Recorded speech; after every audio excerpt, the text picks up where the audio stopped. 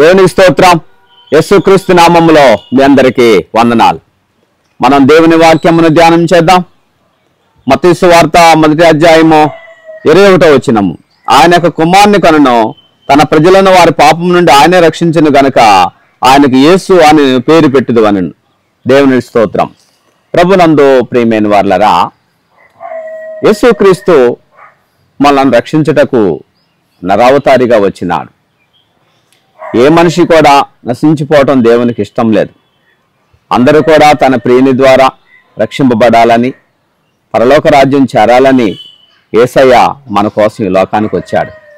అందుకని బైబిల్ గురించి మనం గమనిస్తే దేవుడు సెలవిస్తున్నాడు, తన ప్రజలను వారి పాపం నుండి ఆయనే రక్షించును గనుక ఆయనకు యేసు అని పేరు పెట్టుదు అనెను. తన ప్రజలను వారి పాపము నుండి రక్షించేటువంటి వాడు. జాతి మత కుల భేదములు లేవు. ఏ మతంలో పుట్టినా ఏ కులంలో పుట్టినా సమస్త జనులు దేవుని ప్రజలే. తల్లిదండ్రులు ఎలాగైతే తమ పుట్టిన బిడ్డలను ప్రేమిస్తారో అలాగే నువ్వు ఏ మతంలో పుట్టినా ఏ కులంలో పుట్టినా మనమందరం కూడా ఆయన సంతానమే. అంచేతనే భూమి మీద ఉన్న సమస్త మానవాళిని దేవుడు ఎంతగానో ప్రేమిస్తూ ఉన్నాడు. అందుకనే ప్రపంచవ్యాప్తంగా మరి ఈ రీతిగా సువార్త ప్రకటింపబడుతూ అనేకులు సృష్టికర్త అయిన దైవాన్ని తెలుసుకుని తన ప్రియుని ద్వారా లోకాన్ని కలగజేసినటువంటి ఆ గొప్ప రక్షణ పొందుకుని లోకములో మనుషులు మంచిగా బ్రతకగలుగుచున్నారు. కావున ప్రభునందు ప్రియమైన వారలారా, పాపము నుండి రక్షించేటువంటి వాడు. మనం గమనిస్తే యోహాను సువార్తలో రాయబడింది, నశించిన దాన్ని వెదకి రక్షించుటకు మనిషి కుమారుడు లోకమునకు వచ్చెను. కాబట్టి పాపము నుండి విడిపించేవాడు, విమోచించేవాడు యేసుక్రీస్తే. నువ్వు ఎలాంటి పాప జీవితంలో ఉన్నప్పటికీ నువ్వు దైవం తట్టు తిరిగినట్లయితే దేవుడు నిన్ను క్షమిస్తాడు. ఎందుకంటే మనం గమనిస్తే యేసు ప్రభు దగ్గరికి వ్యభిచారమందు పట్టబడిన స్త్రీని తెచ్చినప్పుడు వాళ్ళు యేసు ప్రభుని అడుగుతున్నాడు, బోధకుడా, ఈ స్త్రీని రాళ్ళు రువ్వి చంపాలి కదా, కానీ నీవేం చెప్తావా అంటే యేసు ప్రభు అన్నాడు, మీలో పాపం లేని వాడెవడో వాడు ఆమె మీద రాయి వేయవచ్చు అని చెప్పేసి అన్నప్పుడు ఎవరు కూడా ఆ స్త్రీని శిక్షించలేకపోయారు. ఎందుకంటే ప్రతి మనిషి పాపే. అయితే యేసు ప్రభు వారు ఆ స్త్రీతో అంటున్నాడు, అమ్మా, ఎవరిని నీ శిక్ష విధింపలేదు అన్నప్పుడు, లేదు ప్రభు అన్నాడు, నేను కూడా నీకు శిక్ష విధింపను, నువ్వు వెళ్ళలేకనో పాపం చేయకము. కాబట్టి పాపిని దేవుడు ప్రేమిస్తున్నాడు కానీ పాపమును ప్రేమించట్లా.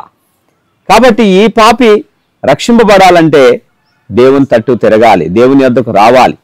ఎప్పుడైతే మనిషి తను తాను తగ్గించుకుని తన పాపాల విషయమే పశ్చాత్తాపం చెంది దేవుని తట్టు తిరిగి దైవాన్ని పశ్చాత్తాప హృదయంతో ప్రార్థిస్తారో శంకరులాగా, తప్పకుండా దేవుడు క్షమిస్తాడు, వారికి గొప్ప రక్షణను ఇస్తాడు. ఎందుకంటే బైబిల్ గురించి మనం గమనిస్తే యోహాను సువార్తలో రాయబడింది, లోకము తన ప్రియుని ద్వారా రక్షింపబడికే గాని లోకమునకు తీర్పు తీర్చుటకు దేవుడు ఆయన లోకమునకు పంపలేదనే మాట యోహాను సువార్తలో రాయబడింది. కాబట్టి లోకానికి తీర్పు తీర్చుటకు, పాపులను శిక్షించుటకు యేసయ్య ఈ లోకానికి రాలా.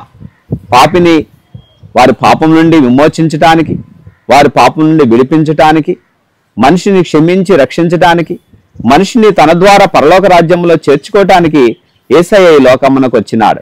కాబట్టి ప్రభునందు ప్రియమైన వారలారా, ఈ రోజున చెప్పబడిన మాట ప్రకారము మత్తయి సువార్తలో తన ప్రజలను వారి పాపం నుండి ఆయనే రక్షించును. కాబట్టి యేసయ్య మానవులను రక్షించడానికి రక్షకుడిగా ఈ లోకానికి వచ్చాడు.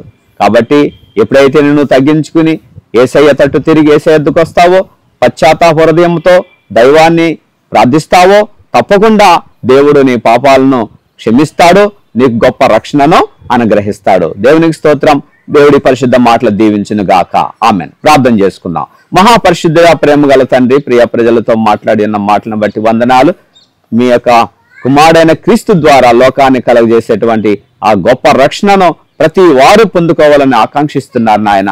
కాబట్టి దేవా, ఈ యొక్క గొప్ప రక్షణను ఎవరు కూడా నిర్లక్ష్యం చేయకూడదు. ఇంత గొప్ప రక్షణ నిర్లక్ష్యం చేస్తే ఎలా తప్పించుకుంటారనే మాట కూడా రాయబడింది.